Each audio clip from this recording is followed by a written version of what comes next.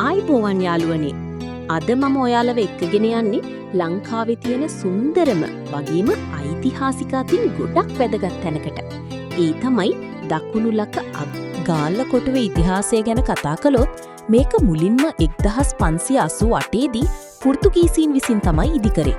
නමුත් පස්සේ කාලෙක ලන්දේසීන් මේක අත්පත් කරගෙන අද අපිට දකින්න තියෙන මේ දැවැන්ත කළුගල් පවුරු නිර්මාණය කළා. මේ කොටුව ලෝක උරුමයක් විදිහටත් නම් කරලා තියෙනවා.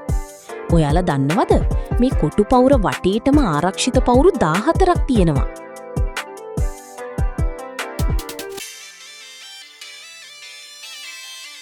ගාල්ලකොටුවේ තවත් සුවිශේෂී දෙයක් තමයි ඒකේ තියෙන භූගත කානු පද්ධතිය. මීට වසර 400කට කලින් ලන්දේසීන් මේක නිර්මාණය කළේ මුහුදු රැළේ උදම් රළ පාවිච්චි කරලා කොටුව පිරිසිදු වෙන විදියටයි. අදටත් වැස්ස වෙලාවට මේ කොටුව ඇතුලේ වතුර රැඳෙන්නේ නැතුව විනාඩි කිහිපයකින් මුහුදට ඇදිලා යන්නේ ඒ පුදුම නිර්මාණශීලී තාක්ෂණය නිසායි. අපේ පැරණි ඉංජිනේරු විද්‍යාව ගැන ඇත්තටම ආඩම්බර වෙන්න පුළුවන්.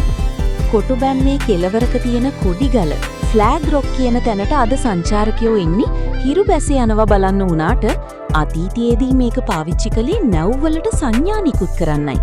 ඒ වගේම මුහුද යට තියෙන භයානක ගල්පර ගැන නැව් දැනුවත් කරන්න මෙතන ඉඳන් වෙඩිහඬවල් නිකුත් කරලා තියෙනවා. අදටත් සමහර දේශීය තරුණියෝ මේ ගල උඩ ඉඳන් මුහුදට පනින දර්ශන කොටුව ඇතුළේ ඇවිදිනකොට ඔයාලට දකින්න ලැබෙන ලස්සනම තැන තමයි ගාල්ල ප්‍රදීපාගාරය.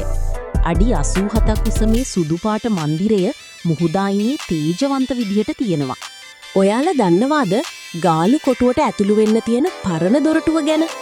මේ දොරටුවේ ඇතුල් පැත්තේ තියෙන්නේ ලන්දේසී පෙරදිග ඉන්දියා වෙළඳ සමාගමේ. ඉතින් යාළුවනේ ඔයාලත් කවදා හරි සැන්දෑවක මේ කොටුබැම්ම උඩින් ඇවිදලා හිරු බැස යන ලස්සන දර්ශනයක් බලලා තියෙනවා නම් ඒ අත්දැකීම කොයි වගේද කියලා මට පහලින් කමෙන්ට් කරන්න.